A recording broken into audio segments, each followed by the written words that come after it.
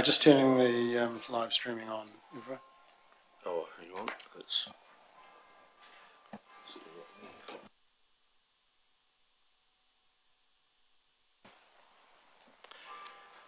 Good afternoon, everybody, and welcome to the council meeting Wednesday, 7th of May. Welcome the councillors, the staff, members of the public, and members of the public who've come all the way from Australia to be with us today, media, and all those who are listening in at home. Welcome. I'll call for apologies if it was done because we're all here. Look for extraordinary business, and I'm not aware of any urgent extraordinary business. Declarations of interest in the agenda today. So we're going to have the public forum, and I welcome Neysa and Vanessa. If you'd like to come forward, please, to the table, and you have 10 minutes to speak to us, and then we'll follow up with some questions.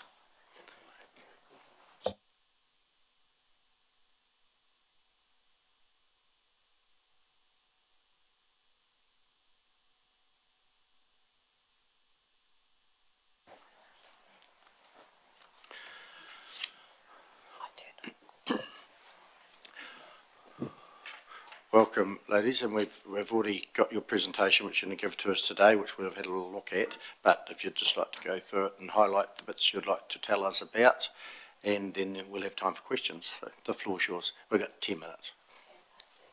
Good afternoon, everyone. Just push the buttons on the machine, on the right-hand button.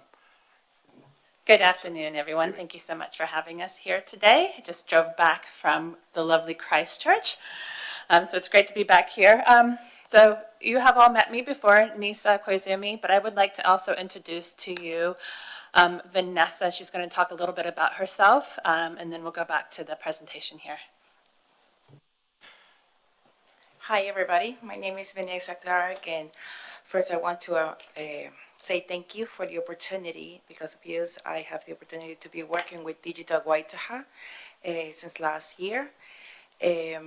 My role is admin coordinator, and the latest is I've been working not also with Neysa, but with DNT, the Maoris Association, the Catholic and Presbyterians, church and associations organizing, helping the Kamata groups with the teenagers in Mount Hood and Ashburton College as digital ambassadors. So it's been great the last few months working with them, helping the Kamata groups and extra other events for Digital Waitaha. Thank you.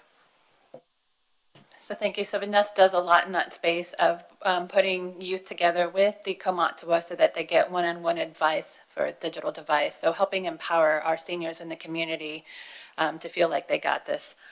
The point of this presentation today, though, is I just want to show you good news. We've been hearing a lot of bad news about all this digital stuff and what's happening to our youth online. But let's see what happens when our youth are actually empowered. And so that's the result. We worked with, we have ongoing collaboration with the University of Canterbury. And we wanted to do some research and actually find out what are the youth experiencing? What are our young ones facing? Right now, all the research prior to this that we've seen, not only in New Zealand, but in the world, was focused either on older students or was focused on what adults might have thought the issues. Okay, let's talk about bullying or let's talk about screen time. But there's been no research done on, why don't you tell us, you as a year 5 student, 5, 6, 7, 8 student, you tell me, you tell us adults what's going on. You tell us what support that you want, and you tell us what you're seeing online. So the study focused on year 5 to 8 students from here. These are youth that come here. I imagine almost all of these youth actually have been in this building at some point that are part of this group. This was an ethically approved research. And the students shared insights on their online safety knowledge, their concerns, their negative experiences, and the impact of Stop, Block, and Talk and learning about Stop, Block, and Talk. Hopefully you remember last time we were here, we talked a little bit about Stop, block, and talk. That is that safety strategy that we are teaching our youth. Stop if you see something online that makes you feel uncomfortable and not safe. Stop what you're doing. Block yourself from doing it again until you have a chance to talk to a trusted adult. Obviously, that's a simplified. So the discussions were recorded and analyzed using thematic analysis. If you really, really want to know how thematic analysis works, I have all that information on page 21 of our report. So what were the key insights that we were trying to kind of overcome? What was the point of this research? Well, like I said earlier, we found that there were research gaps, but also the youth voice is often overlooked. So we wanted to go in and actually hear from our year 5, 6, 7, 8s that are here in our community, that are here and also representing New Zealand, and find out what they are dealing with from their point of view.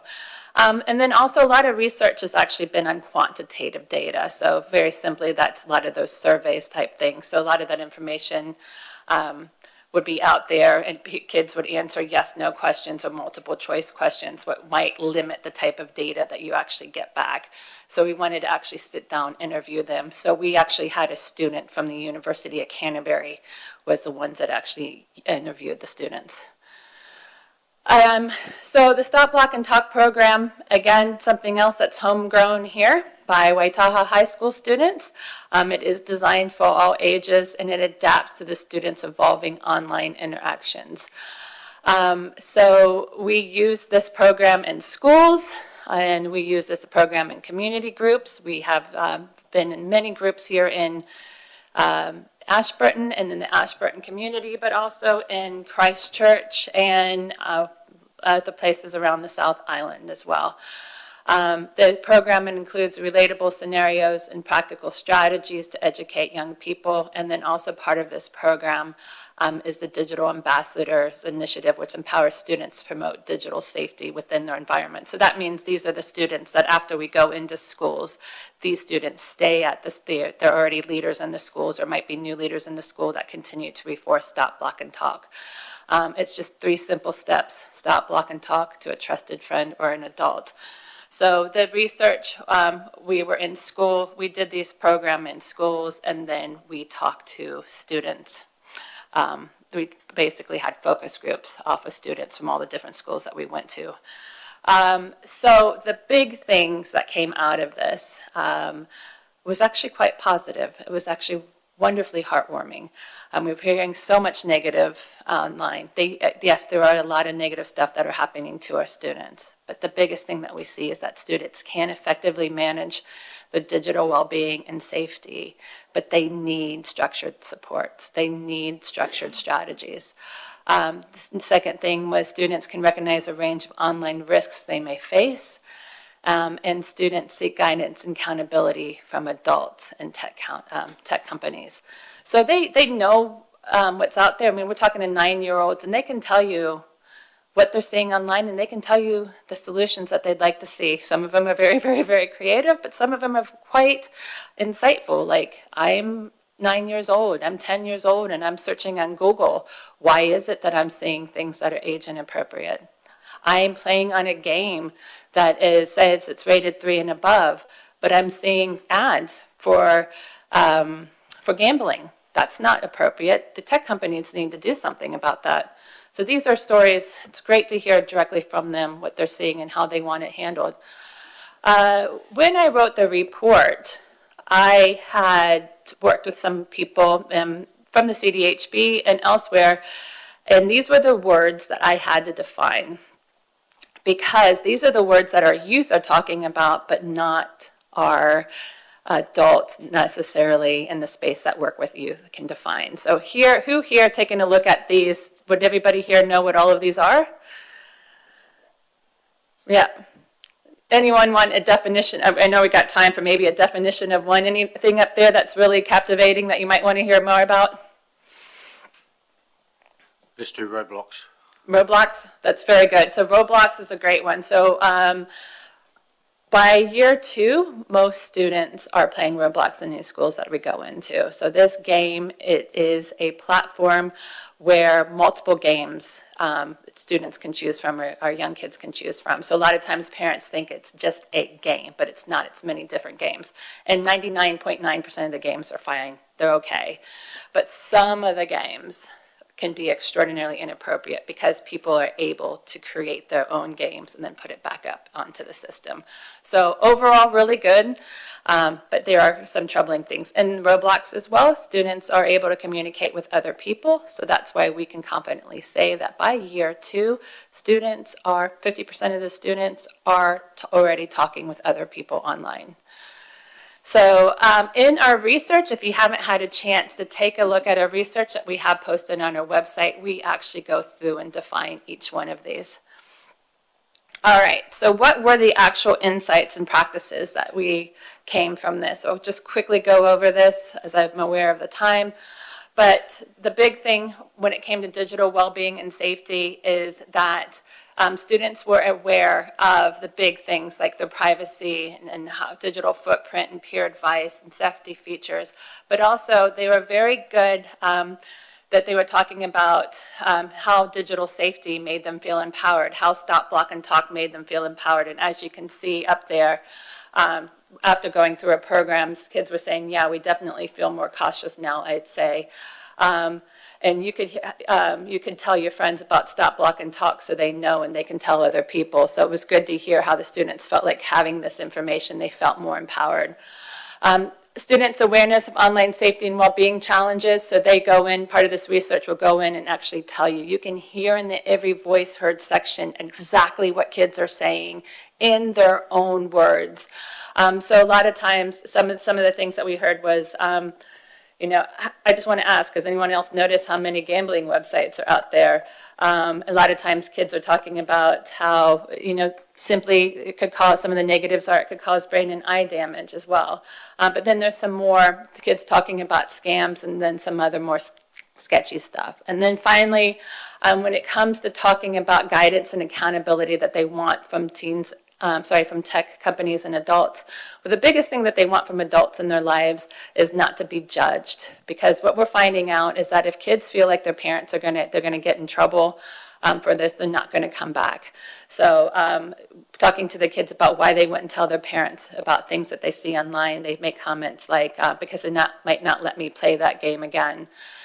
I wouldn't tell them either because then you won't be able to play the game. So the research, when we talk about Stop, Block, and Talk and why the kids won't talk to their parents, it's that fear of if I do tell them what's going on, that they might not let me do this anymore. But we do know from our research that if the kids do feel like they have a trusted adult, as that first finding said, the kids are really onto it as long as they feel like they are supported. So again, I was just talking about the Every Voice Heard section. This is where you can actually see exactly what the kids are saying. And then we have that youth call to action where the students just really, and the youth really want us and our support. You have to think about that this is the first time ever that, you know, as adults, as seniors in our community, or people that have been around for a while, I guess, more youth adjacent, we have wisdom. And prior to us, previous generations was always able to guide us with the wisdom and their knowledge. But now we're dealing with something where the youth actually have more knowledge. So we need to combine our wisdom with their knowledge, and we can make sure that they stay safe. And then just finally, how we're making a difference is we have these programs, Ask a Digital Expert, which Vanessa's doing a great job on here locally, the Stop, Block, and Talk.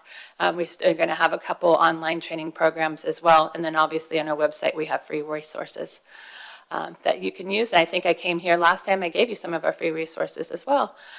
So if there's time, there's about a 60-second, maybe not even less than that, video of one of our youth talking about Stop, Block, and Talk and how they use it. Is it ready to go, is it? Yeah, it's ready to go. Okay, 60 seconds, we'll take 60 seconds. Oh, no. Okay. Maybe not. I don't know, this came through, it may not have came through with the video. Why don't we take some questions, if there's any, and you might chip away at the technology, see if you can get it. Questions, councillors? I have one, and it's the government's talking about now putting legislation into the in the Beehive about under 16s not being able to access social media. Do you see that as a good thing or not?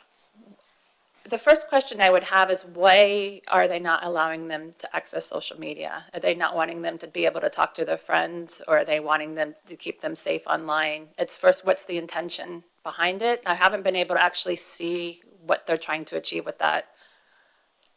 Okay. Who we got? Councillor McMillan. I'm first.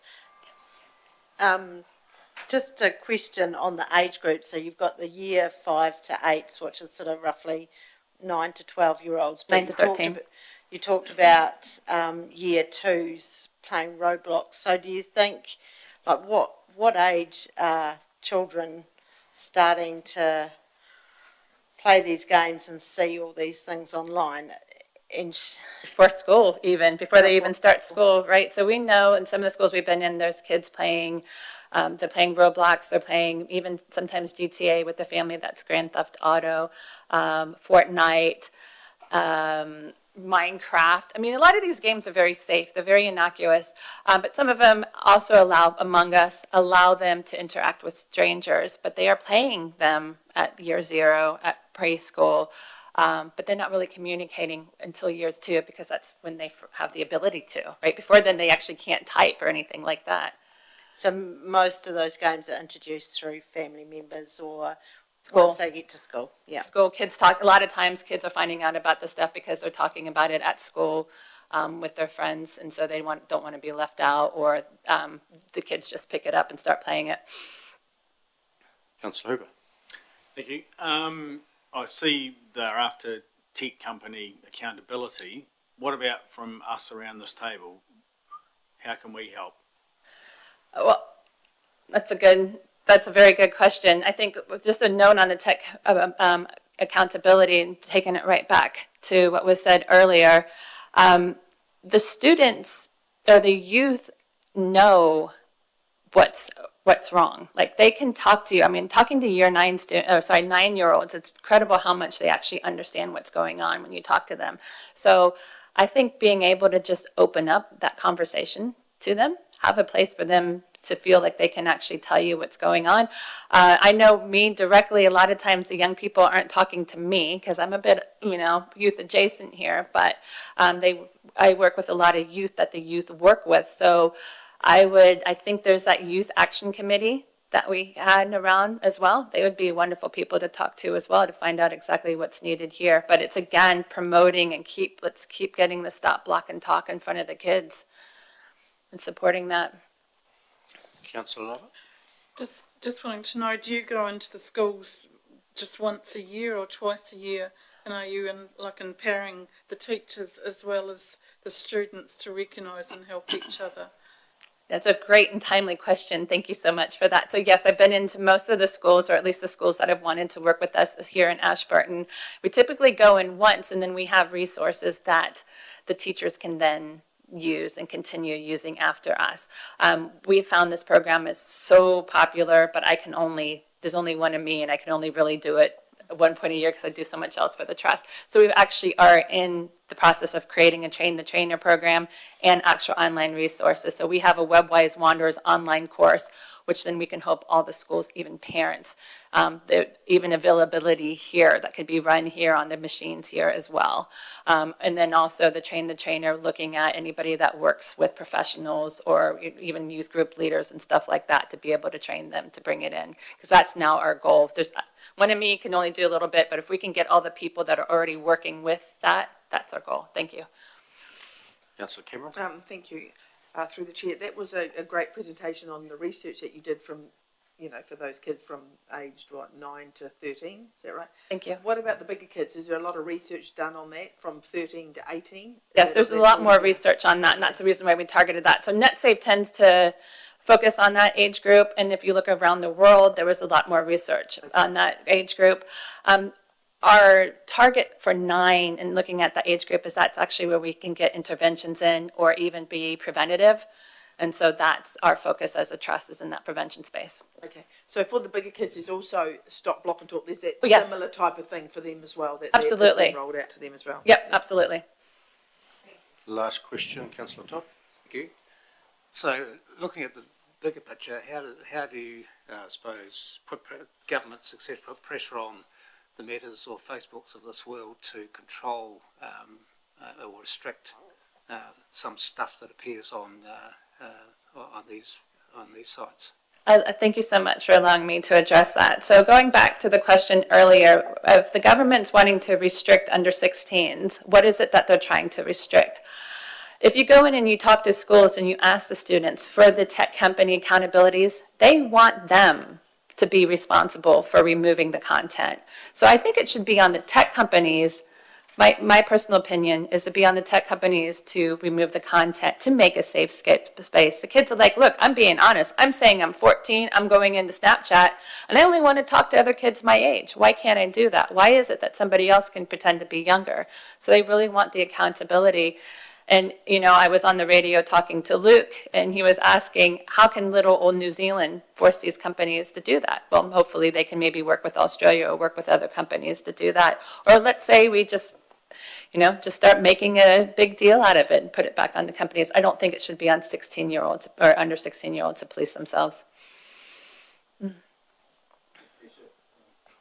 Thanks.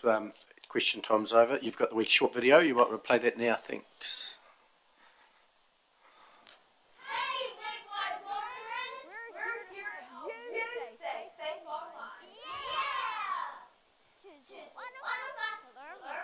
So we're going to listen to Maya because she just describes it so beautifully. For me, self-help is understanding you to get out of a tough situation online, and it can sometimes come in handy offline as well.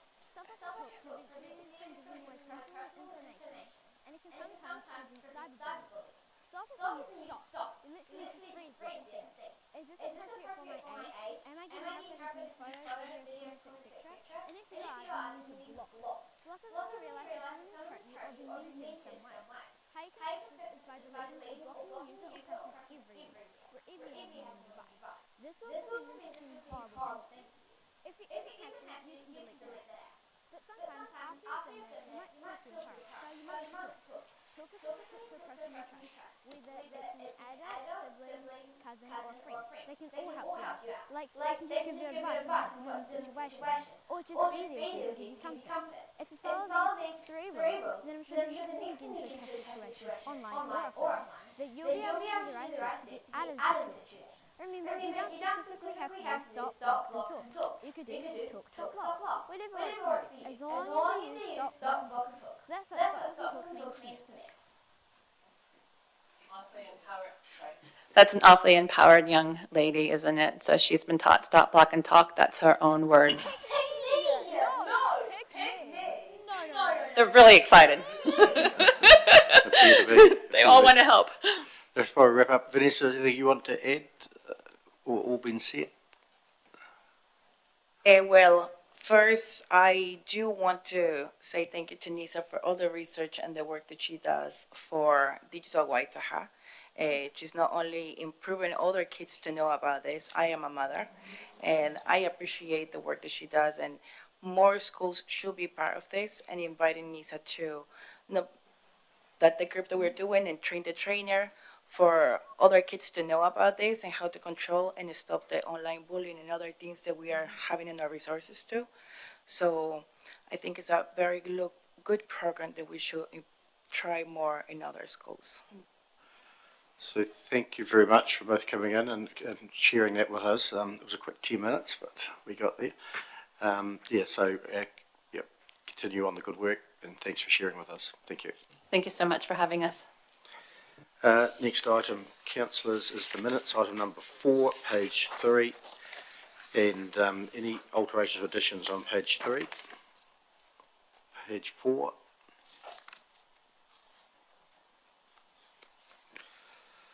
page 5, 6, 7, and 8. Nothing there. Councillor Cameron moved. I'll move, yes, That thank the you. true and accurate record, and Councillor Hooper seconded. All in favour, please say aye. Against, carried. Next item is the receipt of minutes from the Methven Community Board, that meeting held on the 14th of April. We've moved in a seconder that we received them. Councillor Lovett, Councillor Todd, all in favour please say aye. It's carried. Any discussion out of those minutes? Yes, please. Yep. Thank you. What is, we're looking at $1,800 from the Methven Community Board towards Wonder Dash bots. What actually are they?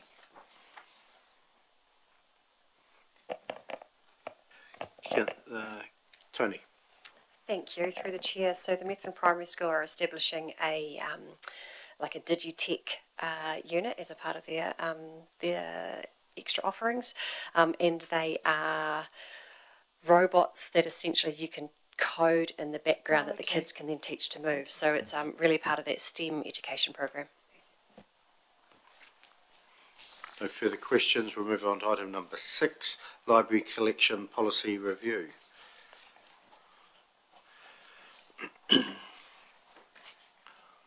Welcome, Jill and Femke.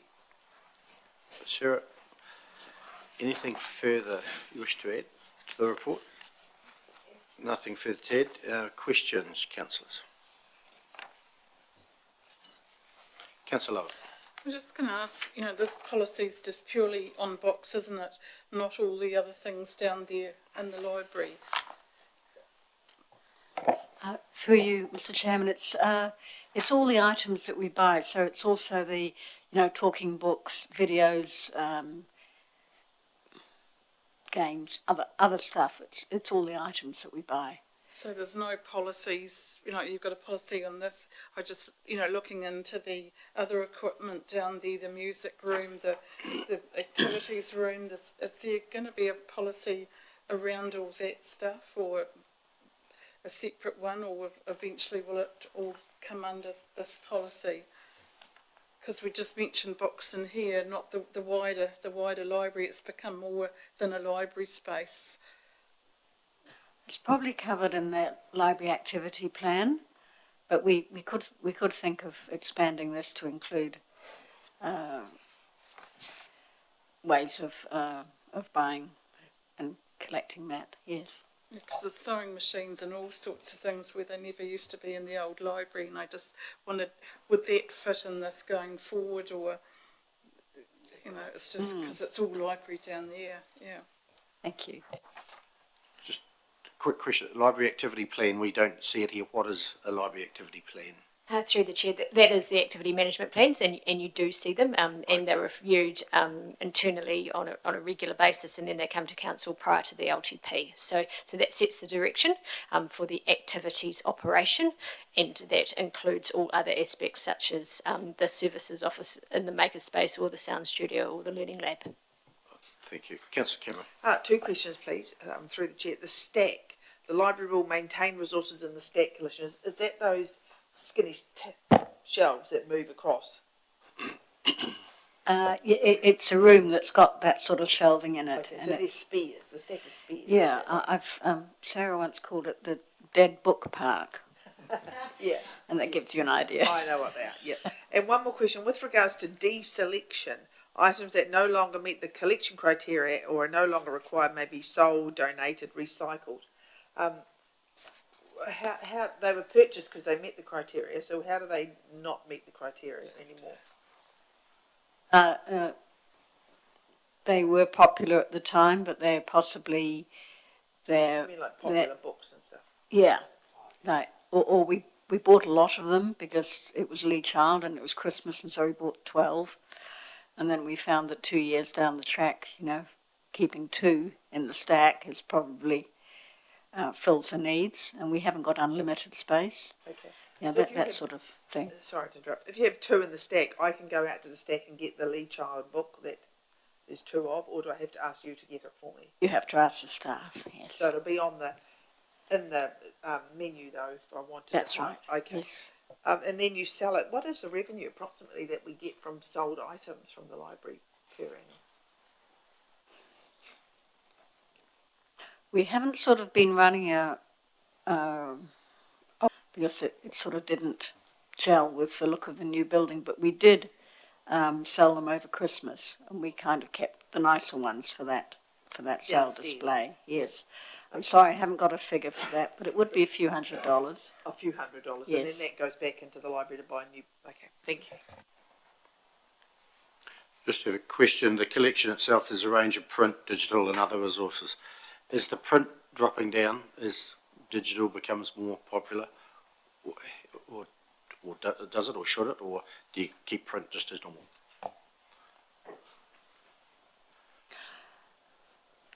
I think in areas like the children's library, that will always have a lot of books in it because the children are learning to read.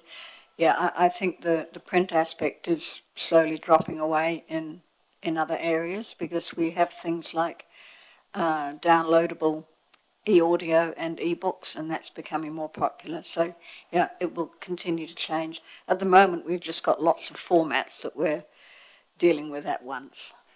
Yeah, so this is a 5-year policy. I suppose it doesn't really matter, but it's a 5-year policy. If the digital picks up and the books go down, you can do it within this policy we've got. We don't have to wait for 5 years to review it. Yeah, that's the question. Thank you. Questions, councillors? Any further? If not, what's the recommendation? Thank you. Recommendation there is the adopt the library collection policy 2025 as attached in Appendix 1. So I'd like to move. Councillor Brown, Councillor McMillan. Open for discussion, debate. Being no debate, I'll put the motion. All in favour, please say aye. Against, carried. Thank you. Next item, number 7, procurement policy.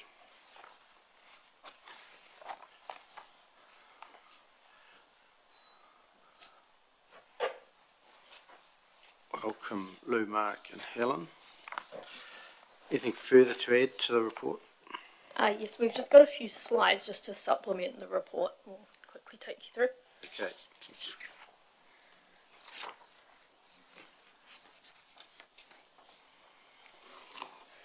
So this is really just to frame the proposed changes in the policy.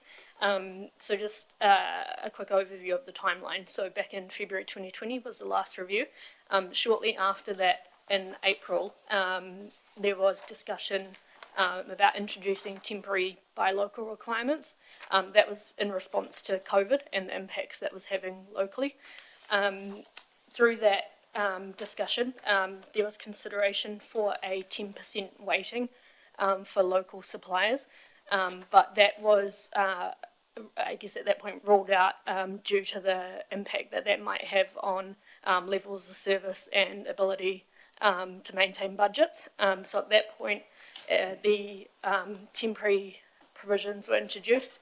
So that was essentially for anything under $80, it was preferred that it was bought locally, and then for everything up to $10,000, at that point that was minor expenditure, there was a 5% weighting applied to local suppliers. That was reviewed again in 2001, and that was rolled over until now.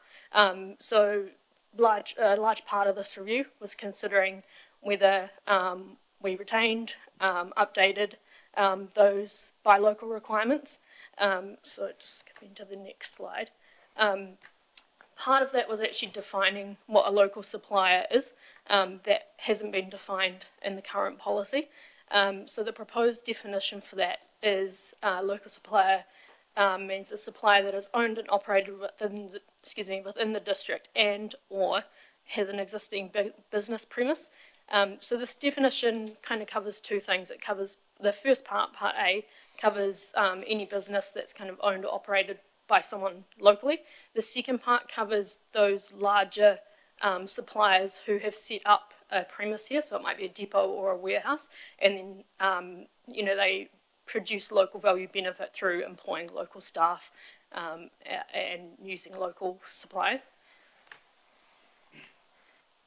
So the question really, just in regards to the local value section of the policy, is do you want a policy that facilitates the inclusion of local suppliers, or do you want one that kind of advantages local suppliers? So there's three concepts in the report which detail that scale. So concept 2 is more a concept that includes local suppliers by incorporating them in the quoting process. And then on the other end of the scale, you have concept 3, which actually gives them an advantage of 5% up to moderate expenditure, which is $99,999. So just wanted to highlight that to supplement the report. Thank you. Questions, councillors? Have Councillor Cameron. Thank you for the report. I note that Ashburton District Council will spend 1.1 billion running the district over the life of the current long-term plan. When I go into the attachments to look at Appendix 2, local buying local analysis, I can't see the analysis aspect of that. Like how much are we spending locally? I did look at it. I thought carefully. Yes, sorry. So we had supplied that information prior. I'll just find that for you. I'll give you a moment. So we went looking back from 2019. We spent about 54% locally, so that was about 27.9 million. Yeah. And can I? Oh, sorry? It was no. You're right. Was that on the minor stuff, or was that what area was that up to? Like, how did that incorporate due to the local policy, or was that? Carolyn, could you speak into the microphone, Oh, please? beg your pardon. Yeah. Did you hear me? Yeah. Yeah. So that was before the temporary provisions had been brought in to practice. So that was across all expenditure. If you jump to 2020, which is after those provisions, Yeah. we were sitting at about 48%, but we actually spent about the same, so 27.7 million. So the percentage was lower, but in terms of monetary value, it was actually the same as the year previous, or nearly the same. And then across 2023 and 2024, we spent 29%, but we actually spent more, which was 39.1 million. So a lower percentage of the spend, but more. Yeah. Can I ask an additional question? Last one, yeah. Yeah. So when we had the buy local policy, our volume stayed the same. So the local policy essentially had no impact on the volume of the dollar, but the actual percentage-wise, it dropped. Yes. So that almost implies that the buy local policy was an exercise in futility. So so it demonstrates that the policy it facilitated that local buying behaviour. The directors were essentially just mandating and making it really clear at what level local should be preferred. And part of this policy is actually doing the same.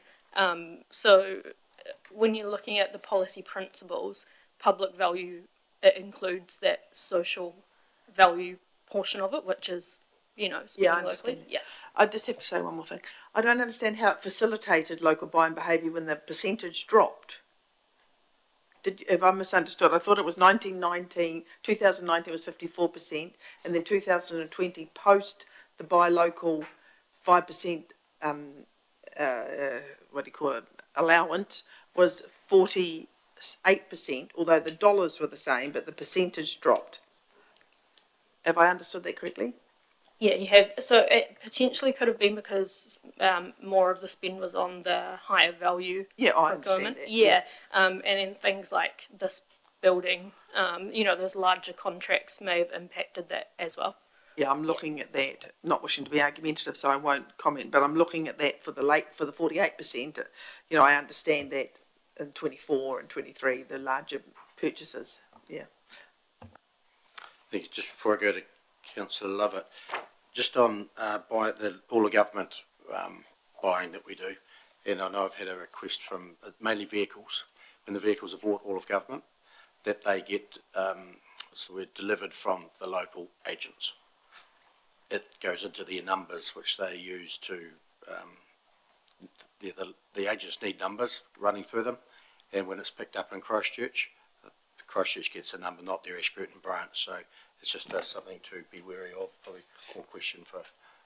Thank you, Mr Mayor. When we purchase vehicles through the all of government service, we're dealing with the parent company. So if you're buying a Toyota, that deal is being done with Toyota New Zealand, and how they supply the vehicle will either be through a local supplier or someone else.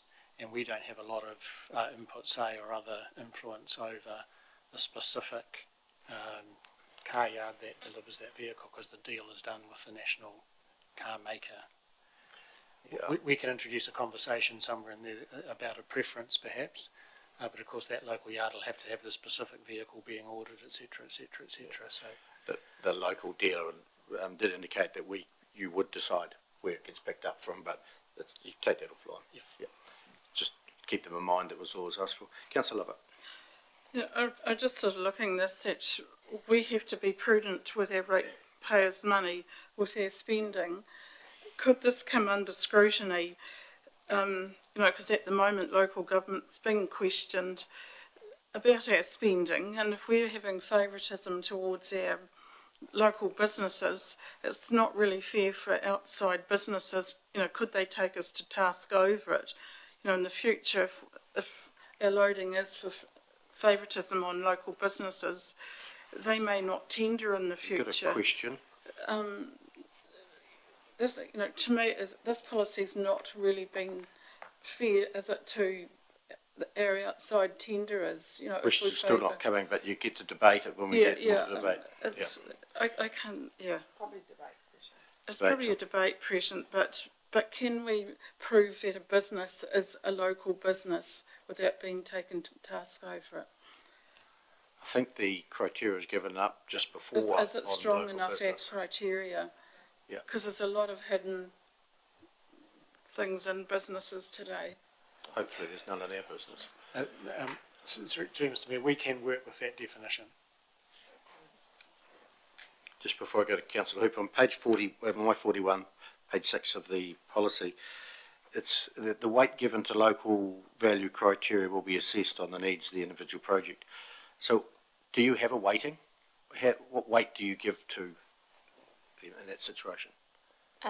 So we haven't defined that for high value expenditure. We've defined that for moderate, which is 5% price weighting. For high, it's really dependent on each individual project. Yeah. Thank you. Councillor Hooper. Thank you. 5% reduction, how does that compare to other councils? For the councils, other councils that implement something similar to this, 5% is... That's standard? Yeah. Just to clarify, the 5% is a premium, not a reduction. Yeah. Councillor Wilson. On page number, you said small ones deemed to be reasonable, I think was the word you used. How do you deem if a small purchase is, page number 21 of our notes, it says, obviously required to purchase direct from local suppliers where one is known to offer the required goods, service or works at a reasonable price. How do you decide if it's a reasonable price? Because obviously a lot of that small stuff now, people would compete and buy it on Temu or something, and they would, a reasonable price. How do you define that reasonable price? Yeah, so we have offered a definition of that in the policy, and essentially it's comparing it with other suppliers, and if that price is comparable, then that would be deemed reasonable. Another question, if I may. You mentioned 48% was local, or you had some varying numbers. Councillor Cameron questioned you on that. Under the 100,000, or we've talked a value of 999.99. How much of that percentage would be under in those, not smaller, but in those lesser transactions? How much of the percentage would be there? Because obviously, if we did roading's a biggie, and you could say it was local for it, that skews the numbers effectively. We haven't been able to pull that level of detail from the report. We may be able to. Page 69 of our pages, I have a question on shortlisting. And the second paragraph, unsuccessful suppliers should be notified that they have not been shortlisted. Should that not be a must? They need to be told that they're not going to the next stage, or even if they miss the tender, they should be told, rather left hanging. Turn it into a must. Yeah. Okay. Thank you. Caroline. I'd like to move it if there are no more questions. I'd like to move that recommendation. Just looking for questions. Further questions, councillors? Nope. Councillor Todd's come on. Councillor Cameron. Councillor Todd, question. Was that a second motion? Councillor Cameron moved. Councillor Todd seconded. Open for debate. Thank you.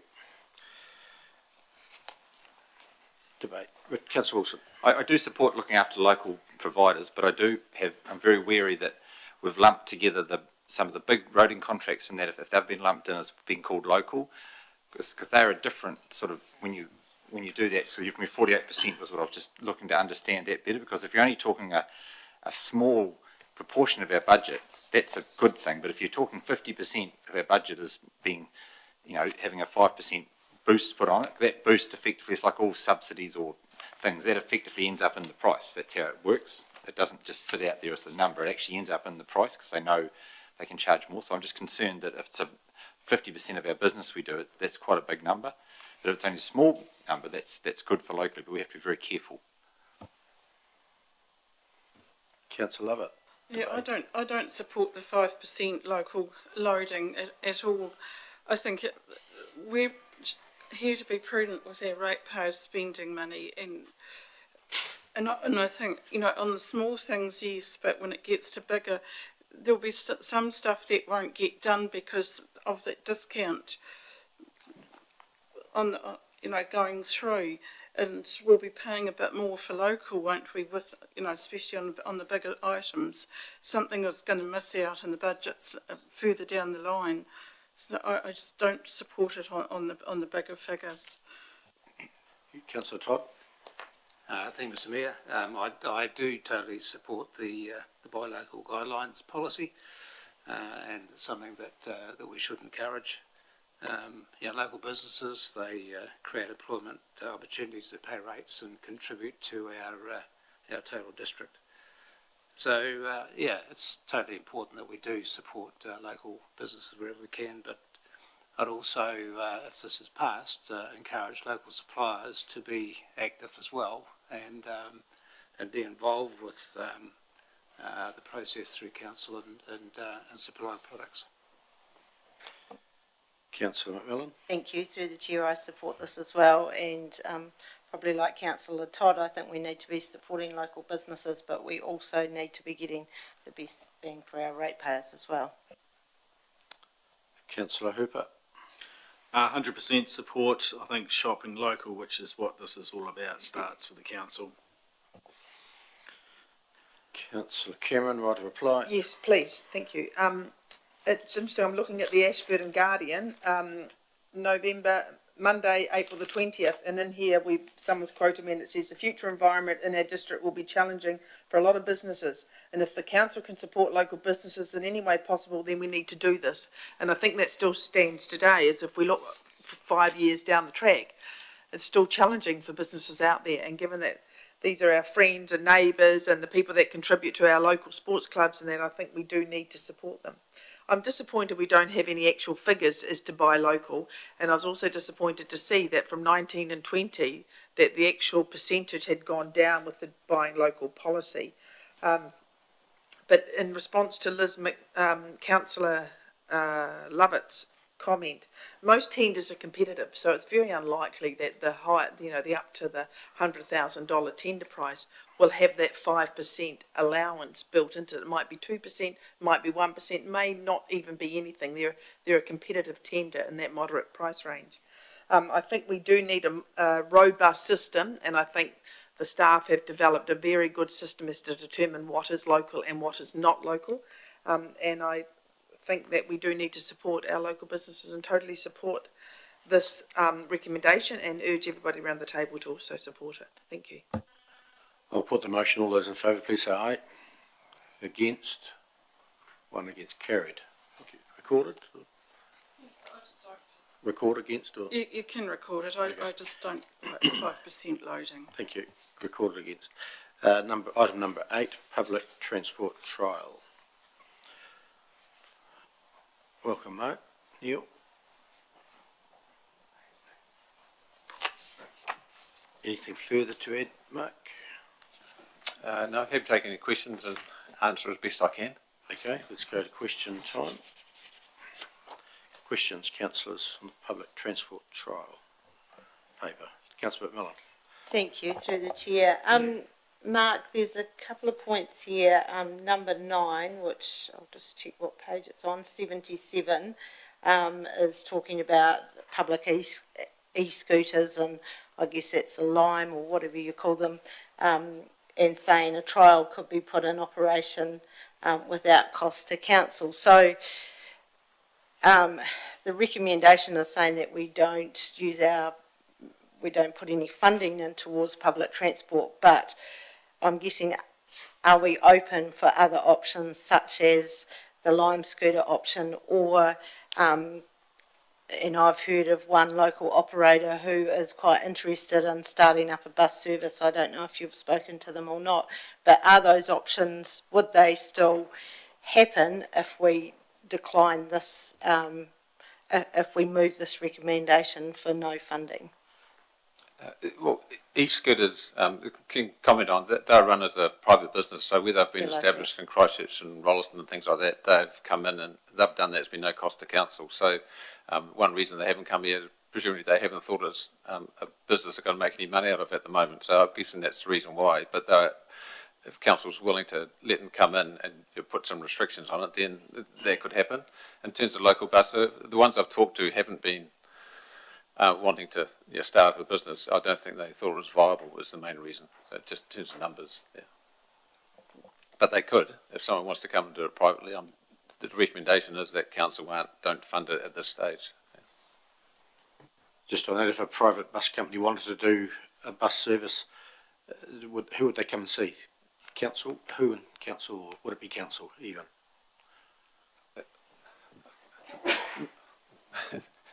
Not entirely sure, but if they're not wanting funding from council or ECAN, then presumably they can actually run a bus service, register vehicles on the road and set it up. So the way they go. Yep, thank you.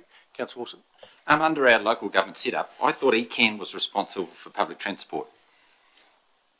Yeah, they're the public transport authority for this area. So anything that we want to get subsidied for and run, it needs to be with ECAN, and we need to be talking with them to get it established and get a subsidy and things like that. So yes. So they're not doing their job, is that correct? Is that what you're saying? Because if they would, because if it's in Christchurch, I go to Christchurch, ECAN do it, and the city council doesn't do it, but ECAN does it. Whereas down here, we're being asked to do it. That's is that what we're saying, or we're looking at doing? Why are we looking at ECAN's not doing? Well, following the report, a research report come to council, the proposal was to get council staff to prepare this report in the first place, rather than ECAN putting a business case and spending the time on that. So that's why this report's been prepared. So that's the reason why.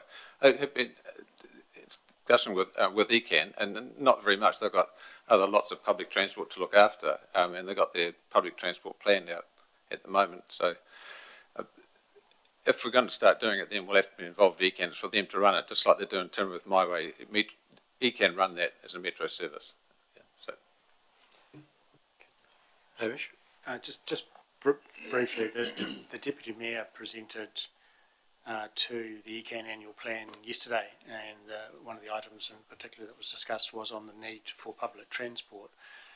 And the chair of ECAN made it really clear that where there had been trials in other parts of the Canterbury region, ECAN applied a targeted rate to that area to assist with the costs of that public transport. So My Way, essentially paid for by the ratepayers of Timaru, the new service being trialled out of Rolleston will be paid for by the ratepayers in Selwyn, and so there's no magical other way of paying other than the community that is going to benefit from the service.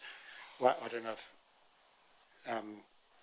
Councillor Moon, you want to comment, but essentially where we kind of got to in the conversation with ECAN yesterday was that there should be a conversation between this council and ECAN and a number of others, if that was appropriate, to try and better understand how a public transport trial might work and where the funding would be incurred and the cost of it and how it might fall and all those things.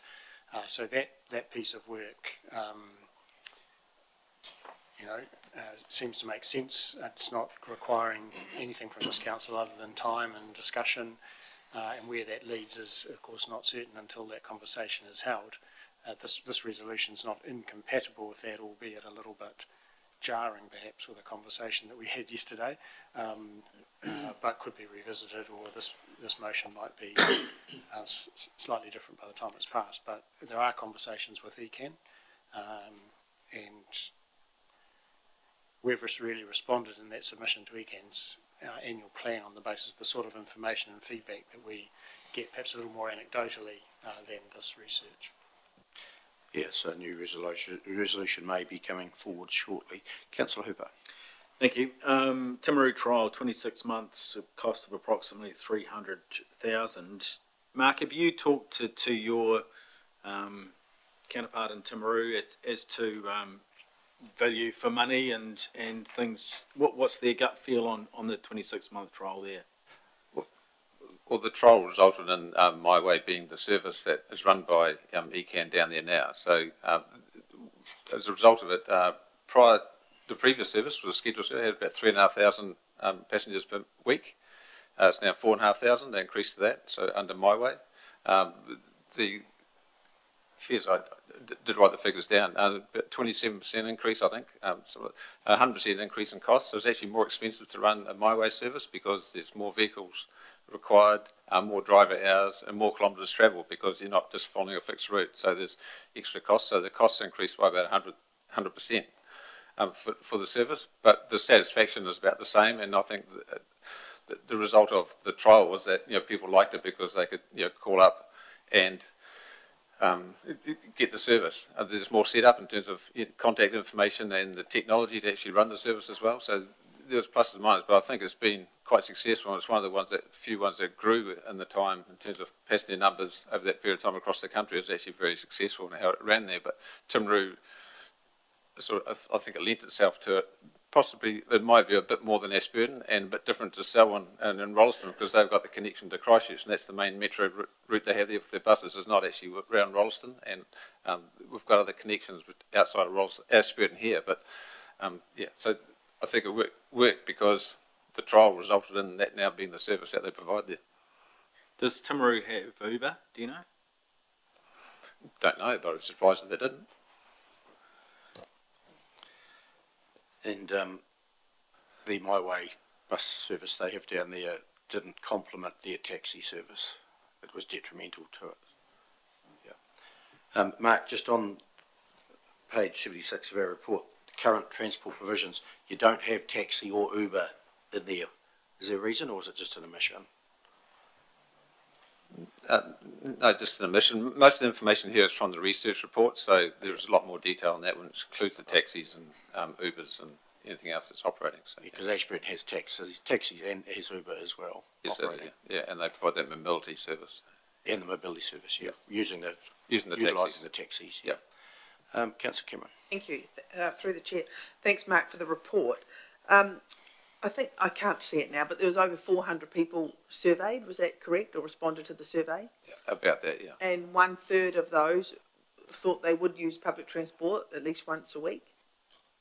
Yeah, a third, yeah, and 40% said they would never use it as well, so, yeah.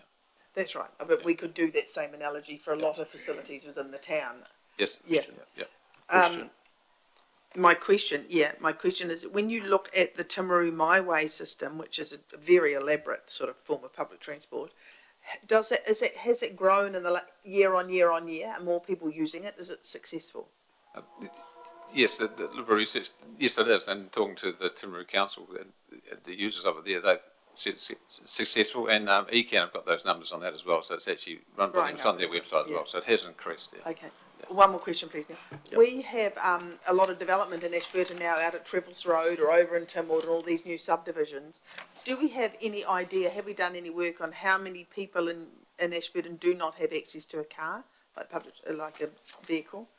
I do not know that. Like, my feeling is there are some families that don't have access to private vehicles. How are they going, and our town is spreading out? I wondered, have we thought as a council what our future transportation needs are, other than building roads and things? How else are we going to make sure that our community is able to attend work and doctor's appointments and buy their groceries? I haven't considered that. No, I wonder if it is time that we did consider that, and if we perhaps have an alternative proposal. Thank you. Councillor Mill. If there's no more questions, I'd like to move an amendment. I think we've got the end of question time. Yeah. Thank you, gentlemen. So you're moving? I am moving that ADC have further discussions with ECAN on the understandings of our public transport requirements And can I speak to that, or would you like to have a? I'll if get a there's seconder first? first. Philip, have you got you've got it? Great. Councillor Cameron seconded the altered recommendation, and you can speak to it, please. Thank you. I'd like to speak to this because I feel that with the recommendation that we had in front of us, saying that we don't contribute to funding, while I understand that it will require a lot of funding to get public transport up and running, and it is ECAN's responsibility ultimately, I feel that if we pass that, we would lose sight of the need of public transport in our district. We did have a good response from that survey that was out last year. Currently, there's an age-friendly strategy survey that has had over 400 responses to date, and the majority of people are flagging public transport as something that they are concerned with. These are all people who are over the age of 55 that live in our district. Hamish mentioned before that we did a submission to ECAN yesterday on their annual plan, and specifically mentioned that the Ashburton District would like to be part of any public transport trials in the future. We were then offered a meeting with some of the ECAN councillors to discuss that further. So that's the reason for the amendment, and I hope that you will support that. Councillor Todd. Thank you, Mr. Chairman. I suppose I have some sympathy for this cause.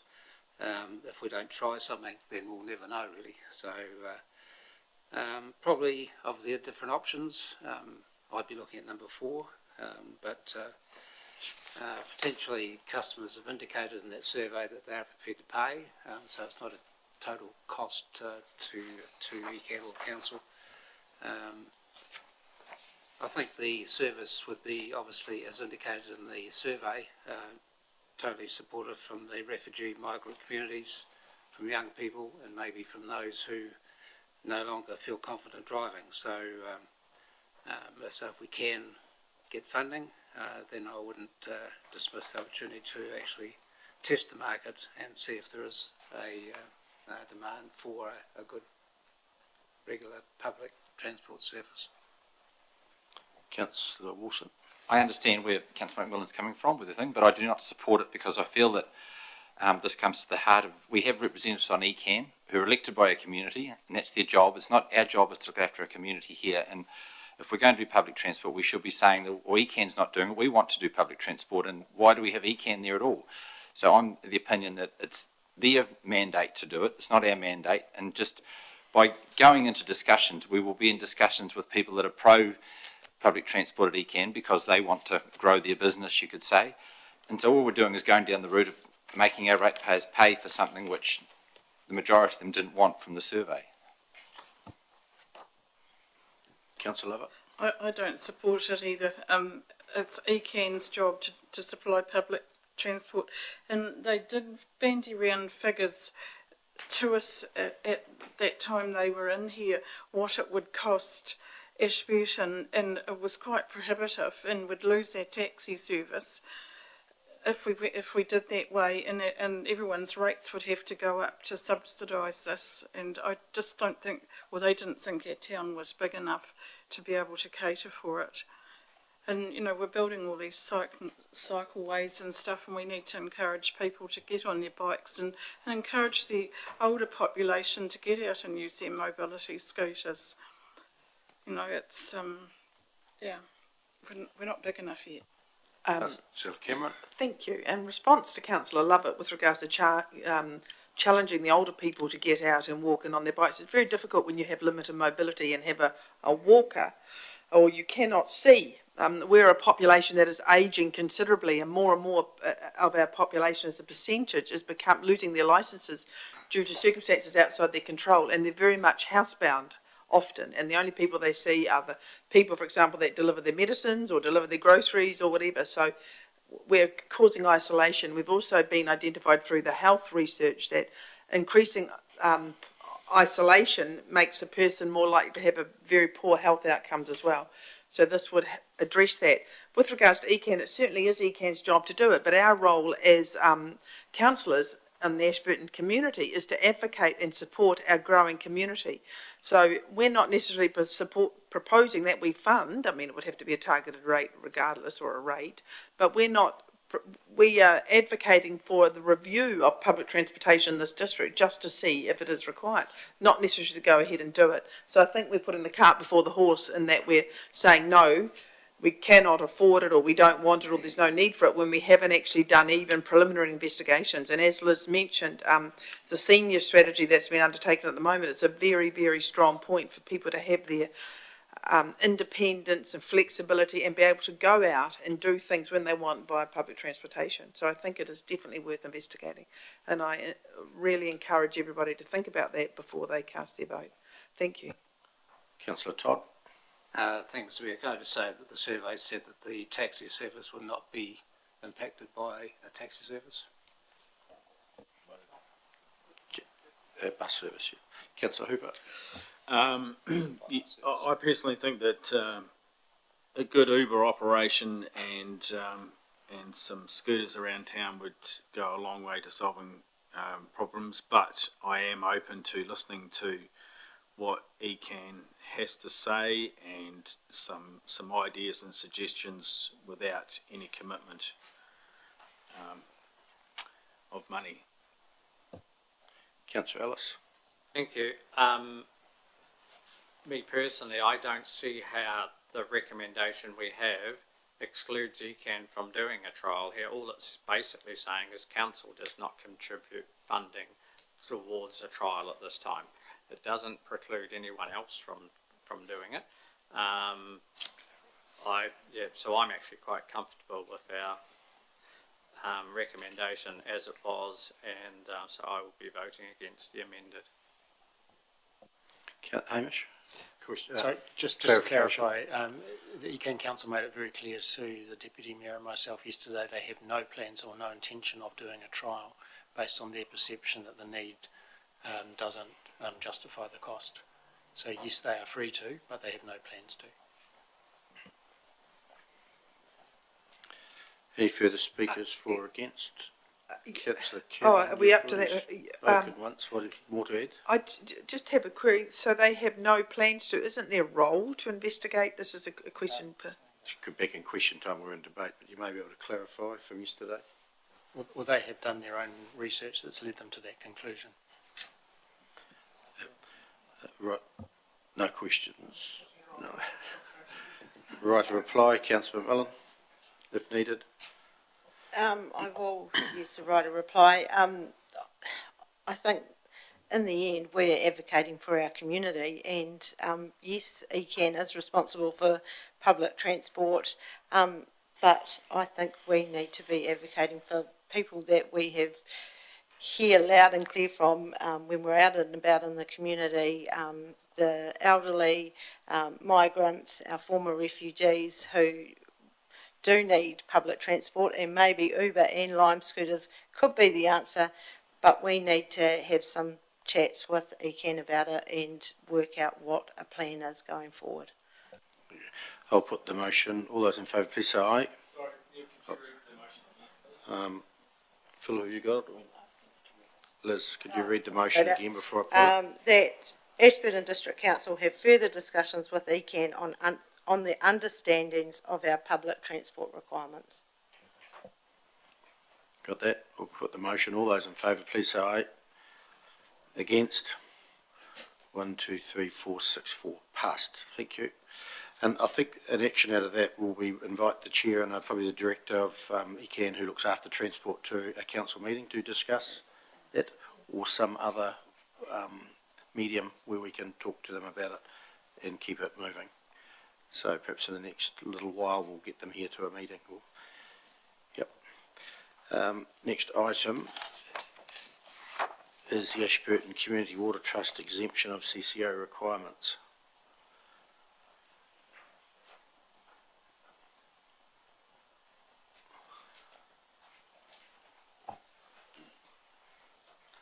Welcome, Erin. Helen, Councillors, you're on. Yep. Have a question for Munster. Thank you. So, Oh, Hal, we'll just, anything further to add to the report? No. No. Question time. so I think my question is, what is the Ashburton Community Trust?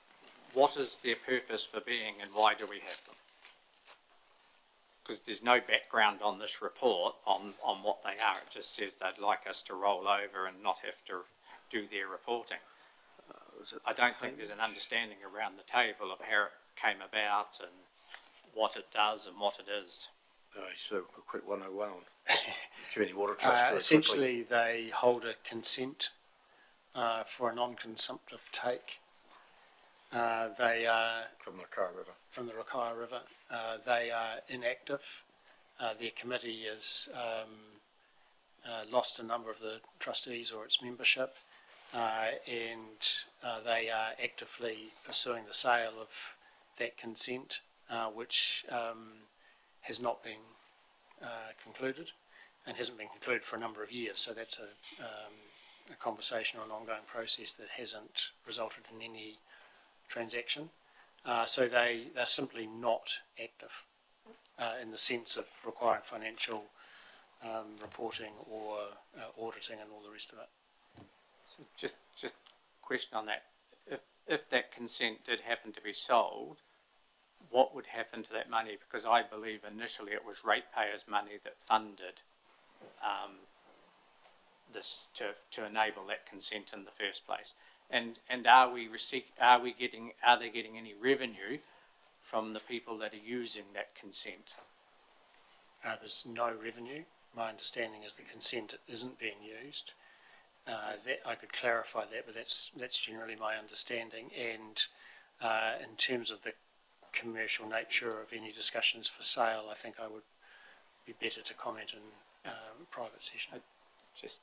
I'd like some more information because I believe that consent was being used by an irrigation scheme on the north side of the river, and there was supposed to be deals with Trust Power around power generation and all sorts of things when that consent was given to them to use. Yeah. And I think the ratepayers of Ashburton now need to know what's happening with it. Yes, sorry, Mr. Mayor, yes, that is correct. I was thinking of the residual consent, if you like, i.e. the water that is consented that isn't part of those arrangements. Yeah. So I think there's more information we should have in the background here before I could approve. It might be a further report. I think all we want to do today is exempt them from having to do the CCO requirements around reporting, etc., financial reporting. I think that's our intent today. But you're right, we could seek more information on the bigger picture stuff. Yeah. So on page 87, it's basically, to exempt the trust from having to spend the operational expenditure, which is funded by council, to keep the costs down. So otherwise they would have to go through compliance costs associated with full reporting. Councillor Todd. Thank you. So who is on this inactive board? Who is on it? The Mayor, Councillor Ian McKenzie, Chaired Stuart by Ian Wilson. McKenzie. He's chaired, and some of the members have deceased. Okay. It goes back probably 15 or 17, 18 years, but I think it'll be timely for the city to bring us a report on the trust to bring us all up to date. Any further questions? No, there's a recommendation there. I'll move. Councillor Wilson seconded. Any debate? Put the motion, all in favour, please say aye. Against, carried. Thank you. Next item is the financial reports. Item number 10, page 90. Shall we go through those reports one by one? Page by page a bit. Not one by one. 92, 93.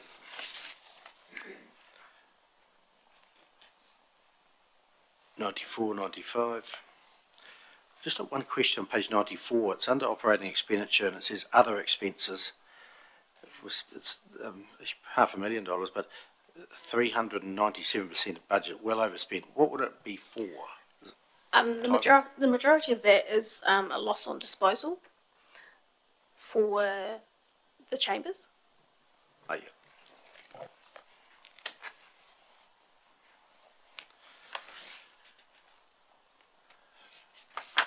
95, 96. 97, 98.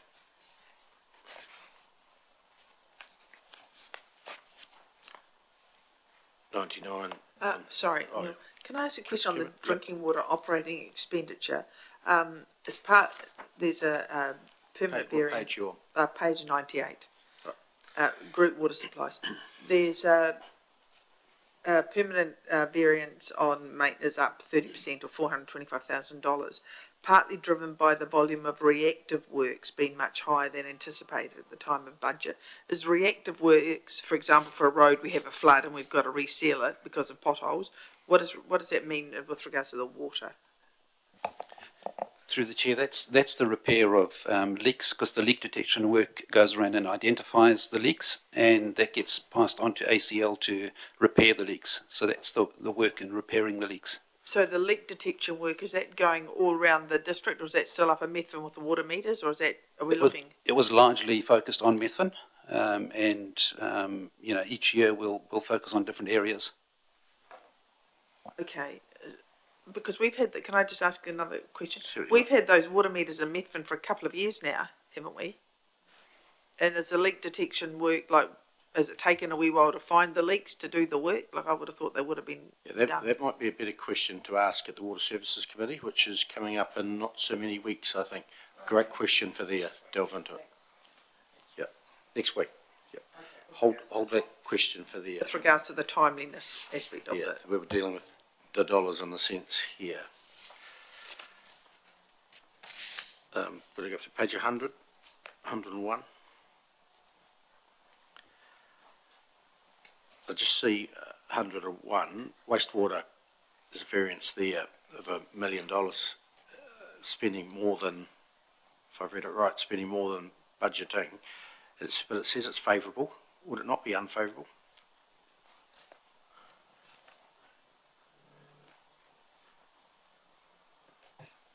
Sorry, you're referring to the operational expenditure for Ashburton? Yes, the $1,012,000. Yep. So it's favourable because it's under budget? But then the narrative doesn't say that. Does it not say that?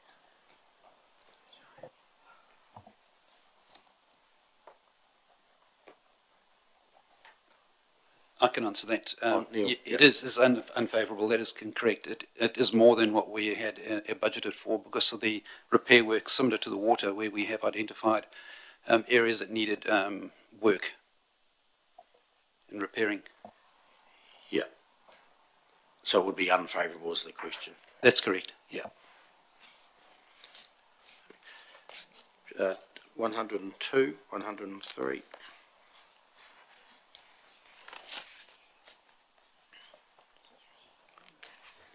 $104, 105. Yep, 104, Mr. Mayor. Yep. Obviously the stock water thing has been under because we haven't been spending any money because we've had no floods. Was there any major damage done the other day which would impact on us? Yep. Yes, through the chair, there was some damage at 2 or 3 of the intakes, and that certainly that cost will come through and be shown in the next report. Yep. So it's good to see the whole year rather than just parts of the year. Yep, this year's date budget reporting. 106, 107. Thanks, Neil. Page 107, library, the reason for variance, there's a permanent variance of 253,000 due to the depreciation and operational costs of Te Whare Whakaturi being higher than budgeted. Why is it higher than budgeted? Is it because of the square meterage? So they've taken on more square meterage? Why is it higher than budgeted? I would have thought depreciation would be what it is. Correct. Yeah. It's a combination of that and the, as we've signalled to council previously, the running costs of the building. The narrative's not saying that. The narrative's used Operational blaming the cost. depreciation. and operational cost. Oh, yeah, both, yeah. Yeah, it does say operational costs. It would be good to have the breakdown of like how much out, like what it is an extra 20% more, or we have, that has been signalled before, but I'd like to see the detail of that if possible at some stage. Sorry. We'll make note of that. We'll get that figure for you. Yeah, Councillor Wilson. Has obviously with these extra costs, which was perhaps was always going to happen because of a bigger footprint and the bigger library, have they been factored into next year's annual plan? Yes. 108, 109. 110 and 11. I've got a question on 110. So the memorial halls, unfavourable due to increased insurance costs. Is that sort of spread evenly across all the memorial halls, or is one or two higher than the other? I'd have to find out for you what the answer to that is. Okay. Councillor Wilson. 112, we're on 112? There now. Yep. Yep, thank you. Commercial property, obviously we disposed of some sale, gain on sale of some Glasgow lease properties. Is any work done on because obviously once we sell it, we lose income. Effectively all we're talking about is the return that we're gaining on those properties, because it'd be very good to know that we're not just selling them off for the sake of selling them off to repay debt, when the return on them could be greater than the debt of our cost, the cost of our debt. I know there's review periods and that, but it'd be great to understand that better so that we're not selling off assets that we could be getting a better return on than borrowing effectively.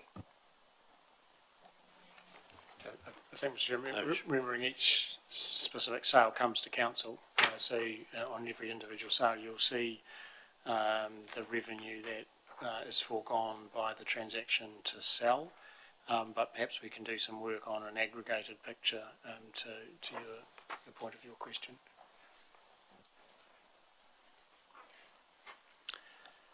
And just on that same topic, it's 3.8 million unfavourable, yet the comment is there'll be a positive permanent difference due to capital gain on a sale, which doesn't make it unfavourable. So there's obviously more in there than what the commented narrative is saying. We'll do some work on the favourable and the unfavourable. I think there's some F's and some U's that are not absolutely reflecting what we do, and sometimes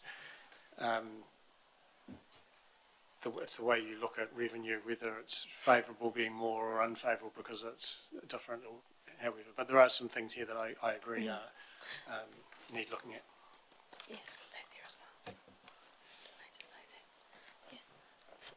So from that, yes, it does need to have a wee change in the wording, but I think what it's saying is they're expecting it to have a favourable variance because of the sale, but it doesn't really give a breakdown of anything else in the number, so we'll go back to get clarification on that one. Thank you. 113, 114. The medical centre in Methven, obviously it was budgeted to spend some money on. Is that still happening, or is it just a delay in the project going ahead, or is it a short-term delay or a long-term delay, or what's the? My understanding is that there are still conversations going on that space to determine what the needs are and what that might look like. So when does just a question for the Chief Executive, when does when does it expire effectively? Because the carryover just sits there and then it gets spent perhaps outside of, if the project's not happening, should the council not come back to that with a new project? Because obviously there's no plans or consents in to do it. We treat carryovers as an annual process, so we'll come to you with a carryover report usually in September, and you get to consider that report and approve it or not. If you don't approve it, that budget allocation is gone and there's nothing further to be done. If you do approve it, we're simply carrying over the budget from the previous year for the next 12-month period in order to do the work that was agreed but is for various reasons being delayed. So yes, it does. The carryovers don't go forever. They go for the next 12-month period, but only on annual approval from council. 114, 115. 116 and 17. I've got a question on 116. Just the $500,000 loan to the Ashburton A&P Society. Have they formally declined that, or we're just assuming because they haven't uplifted it? No, they advised us that they had limited capacity to repay that, so they didn't want the loan.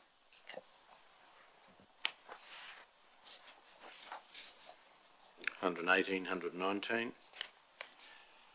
The on the addition of the permit, there's some unused office space in Te Whakatiri. Is that being progressed at all? You know, using up that space that we haven't. You know, it's empty at the moment. So is it something happening there, or? Yes, we continue to actively pursue commercial tenants for those two spaces. There's still two live conversations not yet concluded. In the meantime, we do utilise that space as part of our operational footprint for the organisation. In the event that they become commercially tenanted spaces, then we will reallocate that operational capacity back upstairs. So those conversations haven't yet concluded. Page 120, 121. 122, 23. Richard. I note that in the next 12 months up till, if I've got it right, up till the end of May 25, and then there's nothing, we have 32 million of local government funding rolling over. Do the rates, because obviously the latest one we took in LGFA 25 was 4.62 floating %. Obviously those four coming off, will they be a lesser rate, or, and if their rate is different, does that mean our total funding for the next annual plan, is that equivalent to what we'd put in as an interest, cost, if it's, 3.5 to 4.5, that sort of scenario? Because obviously we've got a big lot coming off and they're all very similar. What rate would they be expecting to be, just so I have comfort that our interest charges for the next annual plan are correct, we're not being too optimistic? So the ones that are rolling off, we won't know it really until we go through LGFA as to what they would come in at, but likely they will come down. When we do that forecasting for the annual plan, we actually work with advice in that space, in that treasury space, to help us forecast. They work with us to look at what our maturities are over that next 12-month period, and essentially forecast what those new rollover rates might be, and that brings down or up the weighted average cost of our entire portfolio, and we use that average rate right across the portfolio. Because there was some concern at annual plan time, which is still now, obviously, because we haven't passed it, that we were being too optimistic because there was a real downward trajectory of rates, and that perhaps seems to have flattened off a bit, or because the world's changed a wee bit through political things. I'm just interested, do we, are we really across that? Because 1% on our debt now is quite a big amount to have to find from somewhere. So for the annual plan, we are working on 3.7% as our average cost of borrowing. I think if I understand your question, Councillor, is that 3.7 assumption still valid given the volatility of the world? I don't think we have retested that 3.7. Remembering that debt servicing costs depend on two things, the interest rate and the amount of debt. And the amount of debt you raise is dependent on the completion largely of capital works projects. And we've seen this year, while we've had a really good completion rate of the work we've started, some of that work has come in under budget because with the buying and the pressure on the competitive tendering market has been such that we have secured work at less than our budgeted levels. So the total amount of debt servicing that sits within our budgets is both built up by the amount of debt and the interest rate. So we can perhaps test that 3.7 would remain the advice we would receive. But at this late stage of preparation of the annual plan, if that was to be within the right general area, it would be very difficult to change that for the budgets, given the other moving part being the amount of debt is equally open to assumption. Following rigorous analysis, but it's just not an absolutely given number. Councillor Cameron? Thanks. Just carrying on from Richard's comment, like when you look at borrowings from 24 local government financing 2024, we're on page 122. We've got 15 million at 4.75 and 4.55. Depends when that was. No, 8 million. I'm looking at the wrong column. At 4.55 and 5.19. So then nowhere near 3.7. When did that drop occur? Presumably pre that or post that? So we talk about our average cost of capital. So that's our income bearing investments against what we're paying out in interest as well. So there's a calculation done by our advisor to give us the best possible estimate on what we should be setting it at. Yeah, this column is external borrowing, local government funding, which I'm presumably we're borrowing that from local government funding, and we borrowed it in 24, which is the latest I can see there, at 4.5 and 5.19. So that doesn't give me a lot of confidence that we're going to get down to 3.7 if we borrowed it last year. Look, we're happy to recognise that the world is a very volatile environment, and we can recheck with Bancorp as to what their advice might be now. If it is a significant number different from 3.7, you will be faced with how to deal with That's that. right. We're But good to about know. to adopt the annual plan in 2 weeks' time. So it would be nice how to you know would- in advance. Yeah. Yes. My caution is how you will deal with a significant change will be immensely problematic. But we can retest that forecast number. I note that there's a $16 million loan in there at 2%. I note that we've got hedging contracts throughout in order to manage the level of overall cost of capital. And I note that Bancorp's advice to us at 3.7% has been really good advice over the years. So whether or not there will be dramatic change, we can test. If there is, I'm not sure how, as a council, we will deal with it. No. Can I ask you another question, please? Thank you. When we look at 23, the first 4 lines have expired on 15th of April 25. What were they refixed at or reborrowed at? This report's to the 31st of March. I'll just take a moment to have a look. I'd have to do a bit of research, and that will come in the April report.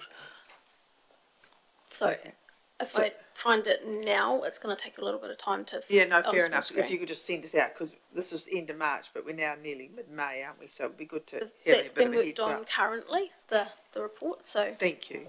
So I'll add that to the list. There's a few questions right through the Yeah, finance. because when you go back, Hamish, you mentioned 16 million, 2.1, that was taken out in 2021. So that's sort of, we're going, obviously during COVID, that was a nice time to borrow. Oh, I completely understand. What I was trying to do is that our estimated cost of capital includes all our debt, and there are some significant loans that are considerably less than 3.7%. That's what I was trying to say. Page 124, 125. 124. 124, Russell. I think I asked roading with the borrowing. What was that for? And there's also a footpath one there for 620,000. Was that when we did town centre redevelopment? Maybe. I'm just not Page sure. you on? 1, 2, 3. The top 2 lines, roading and footpaths. We just have borrowing there. 21 floods rings a bell. Is it? Yes. Sorry. So that's right, it is some flood borrowing, but also there was an LTP a few years back, that had their borrowing approved for capital in the roading and the footpath space. So that's the remainder of that. And my recollection is that council in the last period of time has said no more for roading, and we don't actively do that. If we had a major severe weather event, that would be the exception. Yeah.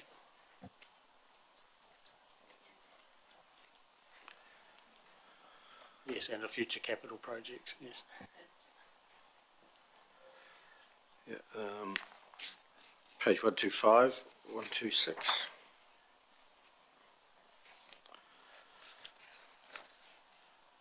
We'll move in a second that we receive the financial variance report. Councillor McMillan, Councillor Cameron, all those in favour please say aye. Carried. And there's a few queries to come back with soon. Probably email would be just as easy to update those ones. Yeah, item number 11 is councillor reports. Councillor Cameron. I just have an amendment here. There's a typo there. Interestingly, on page 128, section 3, Nick Smith, it's actually 4 cents at local government level, not 0.4 cents. 4 cents. Similar to the national election then. Yep. Thank you. Any questions of the councillors on the attendance at the Rural Provincial, Zone 5 and 6 conference? If not, move in a second that we receive these reports. Councillor Lovett, Councillor Wilson, all in favour please say aye. Against, carried. Thank you, and thank you for your reports. Very informative. So that takes us to the 2:30. We have NZTA here, agenda to come and speak to us, and I believe Lonnie Dalziel's here. Is Mark going to introduce Lonnie? Floor's yours, Mark. Yeah, thank you. So I'll let Lonnie do the talking. Lonnie's a project director at NZTA, so he's in charge of the project team for this urban second bridge in Ashburton. So I'll just let him speak away and ask any questions you like. So, great. Welcome, Lonnie. Kia ora koutou. E kai whakaara kaupapa second Ashburton Bridge ahau called Lonnie Dalziel tōku ingoa, tēnā koutou. So just project director for the second Ashburton Bridge project. Worked for Waka Kotahi and have done for about 8.5 years. Experience on projects more in the North Islands like Te Ahua Tūranga, which was the replacement for the Manawatu Gorge, and Otaki to north of Levin, so a couple of pretty major ones, and recently moved back down south after I've lived here in Otago for 13 years prior to that, so moving back to the more relaxed environment, but with a bit of extra funding being thrown down the south, there's a few good projects to work on, which is a good thing. I'm probably just going to run through a little bit about the project, a little bit from a NZTA perspective, give you a bit of an update, and then just open the floor for questions, if that's all right, because I'd probably rather sounds good. Answer what you guys want to ask as opposed to just me talking. So an apologies from project sponsor, Rich Osborne, unfortunately got called away to Queenstown when the minister beckons, you must follow, so he's gone to Queenstown to work with the minister. But he does pass on his apologies and will be here next time. Also, just to thank to Neil and Mark, so we meet weekly just so we can ensure that there's a pseudo-governance sitting over top of the project from a co-funding perspective between Ashburton District Council and NZTA. And so we meet weekly just to make sure things are progressing. Also, just when you're working on these large capital projects and you hear phrases like shovel-ready or those types of phrases, this is probably coming onto this project as one of the more shovel-ready ones I've come across.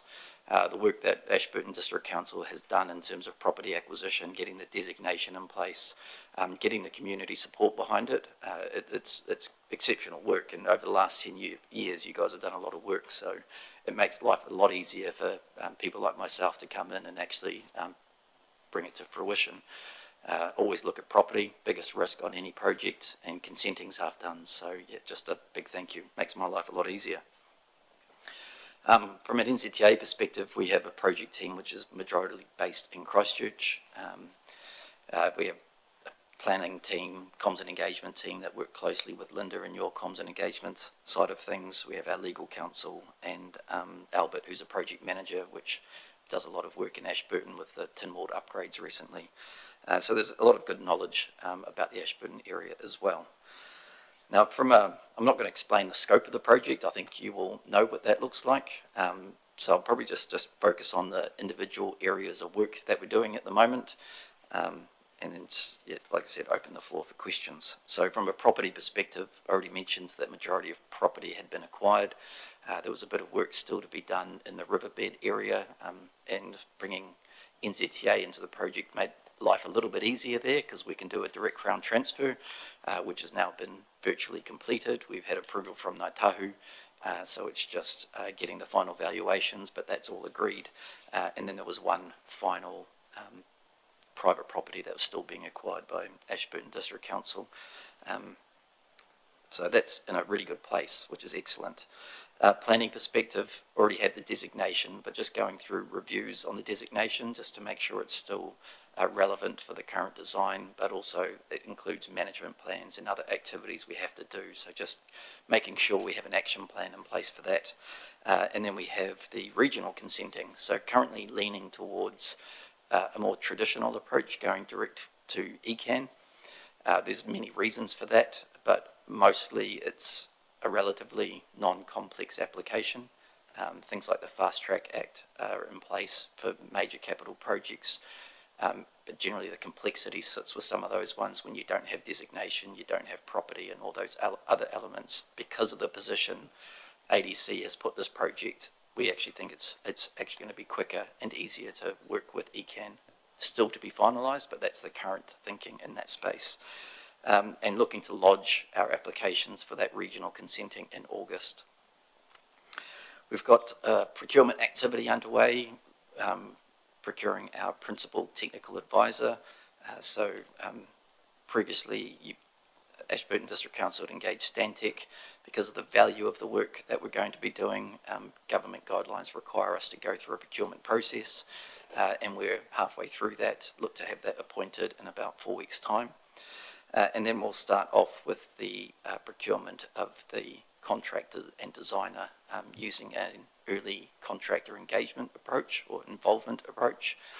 The easiest description of that one is, I can describe it as a collaborative front end, so collaborative design process with a more of a hard money fixed contract at the end of it, so more like a D&C contract at the other side of it.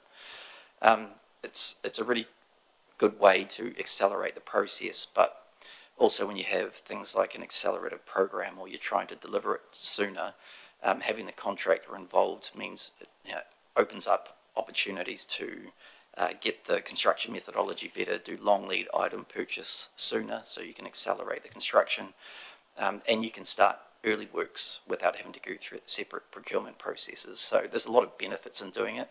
The biggest risk that sits in with that one is that it's a negotiated dollar figure. So we put controls in place like getting a separate reconciliation estimator to help us with that. And if we're not happy with the price, we can always decide to go to open market and procure it in a more traditional manner. So it's an appropriate one for a project like this and the scale of this project. So that's going to kick off in June, and we should have that appointed late August, maybe early September, depending on tags and other things that sit inside that contract. From a comms and engagement perspective, like I mentioned, Kay within the NZTA team works really closely with Linda, and there's a lot of collaborative work going on. There's a web page up and running, and we're looking to do community engagement next month. Don't know the date yet, but we're looking to start that process. From a program perspective, we've had a real driver about accelerated delivery. I think from a project team at the moment, we've squeezed the procurement and we've squeezed the consenting as much as we can in our current program. So really the big wins we can still get is the construction phase. Based off how I've seen the project so far, the big bridge and the earth embankment are critical path items. So anything we can do to accelerate those two items, like order our long lead items sooner, will be beneficial to the completion of the project.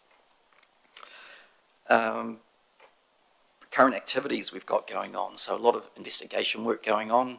If you drove down the Tynwald side at the moment, there's pavement investigations going on just so we can understand what's underneath the surface. We've got test pits will be happening in the paddocks over the next couple of weeks, and mid-May we'll be starting off with the boreholes in the riverbed.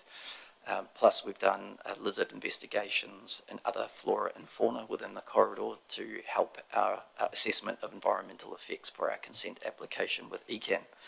Now we've also been meeting with the ECAN river engineers and consenting team to try and resolve any issues prior to even getting to consent, and things like the boot life in the riverbed. We seem to be well aligned on how we manage that, which is excellent at this stage of the project. And that's me quick talking, giving you a quick update. Is there anything else? No? So I'll probably just open it up for questions. Thanks, Lonnie. That's a really good overview, and you appear to be making some good steady progress as well, which is great.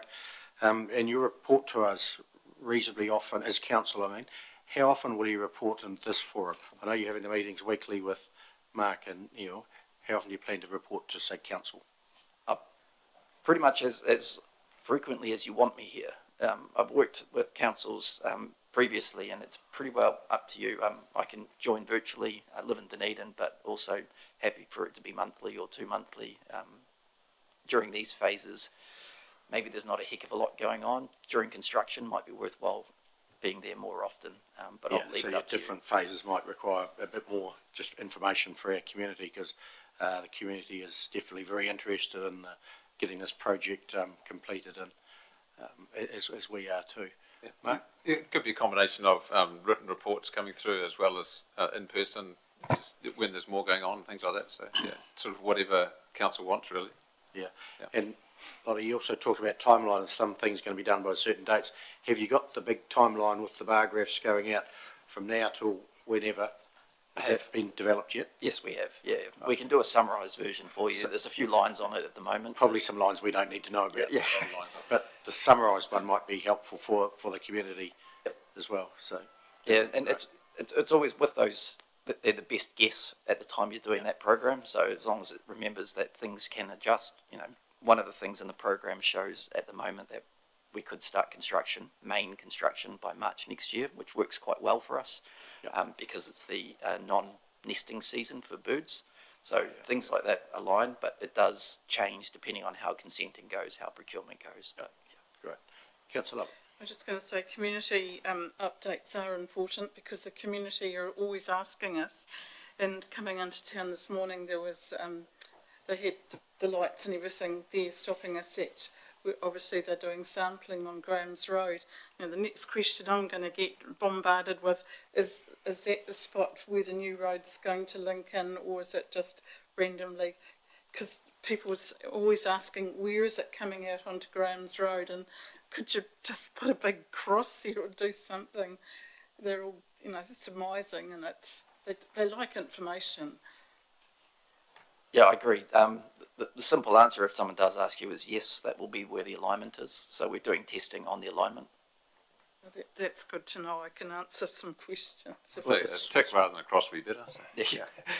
There's been no secret where it's coming out. We've seen all the diagrams that have been out there, that where it's coming out. It's not a secret. Councillor Wilson. Everybody in Ashburn's an expert on where we obviously know where it's going and on the soil types and all that sort of stuff. One of the criticisms of some of the projects that have been done in the past is they've got halfway through it and it started to sink or it started to do something else, and all the locals said, "Well, told you so." How do you use some of that local knowledge when you get the, rather than just, some of the people coming in doing the digging and stuff? How do you make sure that when they turn up, they actually have the knowledge before they get there, not sort of turning up blindly looking for something that everybody knows is not there, or if it's how far down is bedrock, perhaps is a good example, when there's 1,000 metres or 100 metres or 200 metres of shingle before you actually get anywhere. How do you drive that sort of good practice, I would call it? Oh, there's a couple of different ways. There's the physical investigations that we're doing right now. So the more you can do prior to doing design and construction, the more accurate knowledge is. But people who have worked in the area, that anecdotal knowledge is extremely valuable. People know how different material works. But the biggest one for me in my experience over the years, a lot of the blowouts come out with, especially with bridges, is the pier and the drilling. So we're doing quite a bit more than we normally do. So we're going to do a borehole at every pier location where practical, so you can't do it in the main water flow, which will give us a much better knowledge. We have a indicative knowledge at the moment, but the more we can do prior to getting the design underway and construction underway, the better it will be. How deep do they go? The boreholes go down 30 metres. We're expecting the piers to need to go down between 20 and 25 metres, so we're giving it a bit, but it's all just gravel and clay lenses from what my understanding. We won't touch bedrock. My last statement is that the more pigeons you can kill, the better. You'll be building a roosting place for them. Split them up. Councillor Ellis. Thank you. When do you think we might have a plan, if you like, of the bridge and the road that we can show the public what they're going to get and for their portion of the money they're putting in, what they're getting for that? So we'll be going out with the concept design when we go out next month. and really trying to explain to people that it still is a concept. You know, as a collective, we'll still have to finalise the design before we get into the detailed design aspect of. Yep. But using the current cross sections that you've all seen and the current alignment, we'll be using that to engage with the public, because I'm not sure they've seen a lot, even though it's on your webpage. Not everyone knows how to interpret those types of plans, so we do try and make it a little bit more simple. Yep. And thank you. And it's great, we've, as you say, bought nearly all the properties that we need to buy, but there are some other properties that neighbours are pretty closely directly affected. Obviously, you're going to stay in close communication with those people each step along the way, just so they know what's happening for their own peace of mind. Correct. And there's I always call it kind of the grey area. It sits outside of the acquisition, so they're not necessarily, but they're still kind of affected by the project. So you've got a few people who have access ways off Graham's Road and others like that who we still need to engage with, because we need to make sure they're incorporated into the design as well. But yeah, during that construction phase, giving advanced warning when things are going to happen, it's pretty important. That and the kind of the Chalmers Road area is quite a condensed group of people there too. Yeah. Councillor Hooper. Thank you. Thanks for coming in. Nice to meet you.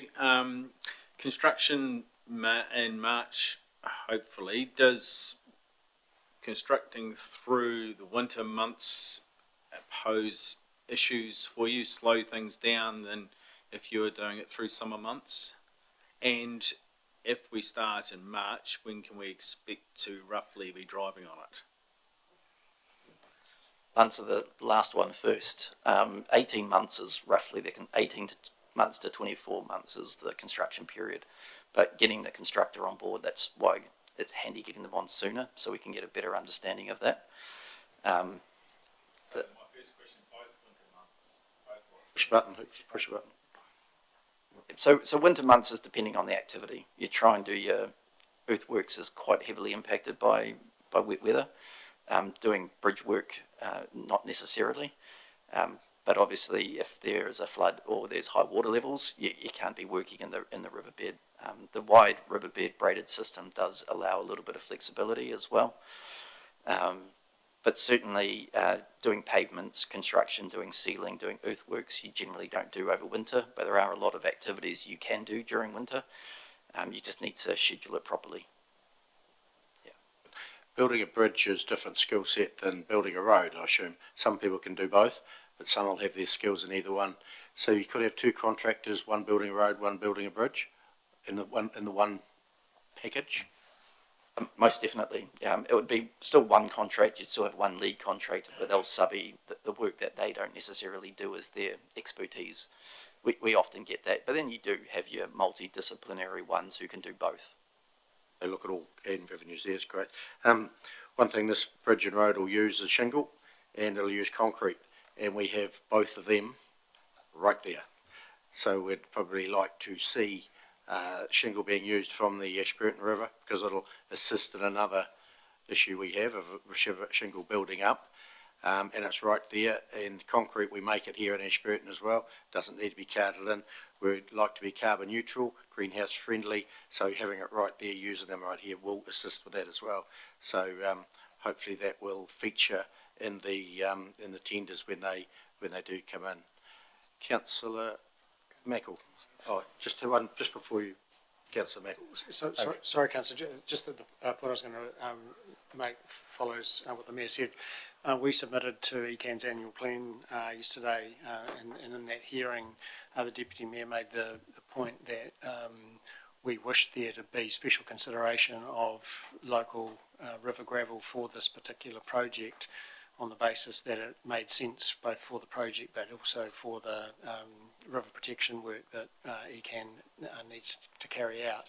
And we suggested to ECAN that we would be available to work with them and Waitaha to come to some kind of arrangement for that gravel to be used in this project. It didn't just hope the market used it, through the tender box, and they're open to have that conversation. That conversation needs to be now, of course, so that it's reflected in any work that we do through the tender. We've also submitted that very same point to their river gravel management strategy process, which is open for consultation or closed last week, and we made the same point, and again, we will no doubt be heard in the consideration of that strategy, and we'll make exactly the same point, that we think there's a win-win opportunity for everyone, rather than just hoping the market delivers that outcome. Thank you, Ash, for that update. Councillor Michael. Yeah, just on that subject, that's been a big bugbear of mine right through, and I've been sort of advocating for that in previous meetings, so good that that's cleared up and definitely getting sorted. My other question is, you mentioned earlier that you were looking at March because of, I don't know if it's because of, but suggested that it was the end of the nesting season. Is that what's holding up the starting date? And if so, is there any way around, that date? No, it's not holding it up at all. It just aligns quite nicely. It's good to get the people out here working in the riverbed during the non-nesting season, because it works as a deterrent, which is helpful. But the activities we're working with DOC and ECAN on is how we can provide other habitat as well for the colony nesting birds like the black-billed gull, and then it's just keeping an eye out and being aware of the single nesting birds like the dotterels and others like that. So no, it's not holding us up. We just need to start construction in that period where there is no nesting. Good to hear. Thank you. Yeah. Can I just add to the river gravel comment as well? Yep. So our conversation with ECAN a few weeks ago, they proposed ideas about where river gravels can be used. North Branch, I think, was the phrase used, but I'm sure there's other opportunities as well. So we are starting those conversations, and it has to happen now. I've had these conversations on previous projects, and it does take quite a bit of coordination. It's another benefit of having our contractors on board early as well. Yes, that's great news for us that you're all coordinating and getting there for the betterment of us all, which is great. So it sounds like you're well and truly over the whole project, which is great to hear, moving at good pace, which is what we would like to see too. We've waited a long time for this project to now get to this stage. We did the designation, was it 12 or 13 years ago, I think it was, or could slightly be more, but yeah, because of the planning going into where we got to today. So it's great to be here, and it's great you're on board, giving us the update now. And we're going to break now for a cup of tea once I move into committee. More than welcome to join us. We'll have a cup of tea and we might get to know you better, because over the next 18 months, 2 years, we will probably get to know you better from the reporting you give us, if it's you who does it. So that will be great. Oh, thank you. Thanks for having me here. Yeah. So we'll move into, and join us for a cup of tea, move into committee. Councillor Ellis, Councillor Cameron, all in favour, please say aye. And we'll adjourn now for a cup of tea. And our guest from Melbourne is more than welcome to join us for a cup of tea.